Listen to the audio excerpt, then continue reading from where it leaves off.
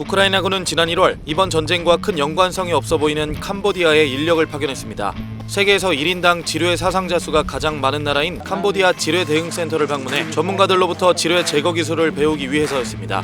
캄보디아의 지뢰 피해자가 많은 이유는 베트남전 당시 미군이 쏟아부은 집속탄의 불발탄들이 땅속에 박혀 광활한 지뢰밭을 만들었기 때문인데요. 최근 미군이 우크라이나에 제공하겠다고 밝힌 바로 그 악마의 무기죠. 우크라이나군은 왜 이렇게 집속탄에 목을 매는 걸까요? 그리고 집속탄 사용으로 적 지뢰를 제거하기보다 오히려 아군 발목을 잡는 지뢰밭을 만드는 건 아닐까요? 우크라이나의 대반격이 시작된 지 한 달이 넘은 시점에서 헤르손 주변의 영토를 탈환하는 등 작은 성과를 올렸지만 진군 속도는 점점 느려지고 있습니다. 가장 큰 걸림돌 중 하나는 러시아군이 심어놓은 지뢰인데요. 러시아군은 침공 이후 지금까지 우크라이나 영토의 30% 이상을 덮을 수 있는 지뢰를 사용했다고 알려졌습니다. 우크라이나 국가 비상국은 자국 영토에서 지뢰의 위험을 완전히 제거하는데 최소한 10년이 걸릴 걸로 전망했죠. 이 지뢰지대는 당연히 우크라군의 진격 속도도 늦출 수밖에 없습니다. 때문에 우크라군은 집속탄을 지뢰지대에 떨어뜨려 광범위한 폭발을 일으킴으로써 지뢰를 일괄적으로 제거하겠다는 심산입니다.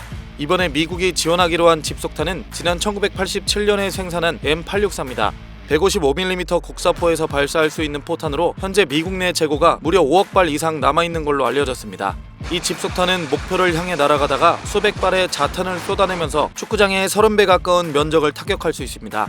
이미 우크라군에 제공돼 사용 중인 M777 등의 155mm 곡사포를 사용해 집속탄을 발사하면 지뢰밭과 참호 등으로 견고하게 갖춰진 러시아군 방어선을 일거에 무너뜨릴 수 있다는 주장입니다. 또 이렇게 되면 우크라군이 현재 마주하고 있는 포탄 부족 문제도 해결할 수 있는데요.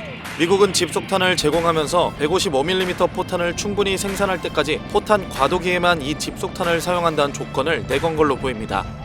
그러나 국제사회에서 비난 여론이 자꾸 커지는 이유는 역시 높은 불발률과 그에 따른 무고한 희생 때문입니다. 최악의 경우 적 지뢰지대를 제거하기 위해 사용한 집속탄 때문에 또 다른 지뢰지대를 만들 수도 있다는 우려가 있습니다. 2차 대전 때 처음 사용된 집속탄은 떨어져 나온 자탄의 불발률이 높아 무려 40%나 터지지 않은 적도 있습니다. 이 불발탄들은 고스란히 땅에 박혀 지뢰밭으로 변하게 되는 거죠.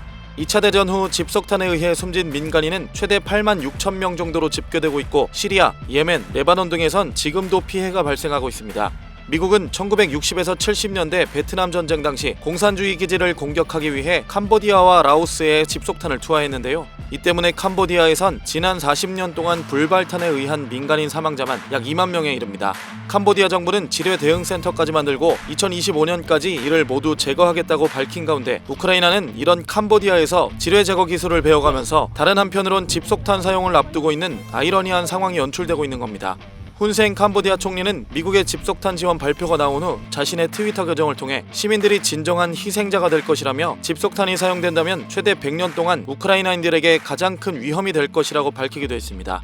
그러나 미국과 우크라이나는 러시아는 개전 초기부터 집속탄을 사용해왔다며 정당한 사용이라고 강조하고 있는데요. 실제로 하르키우 등 우크라이나 시내에서 집속탄을 사용해 민간인들에게 피해를 입힌 흔적들이 여러 차례 발견되기도 했죠.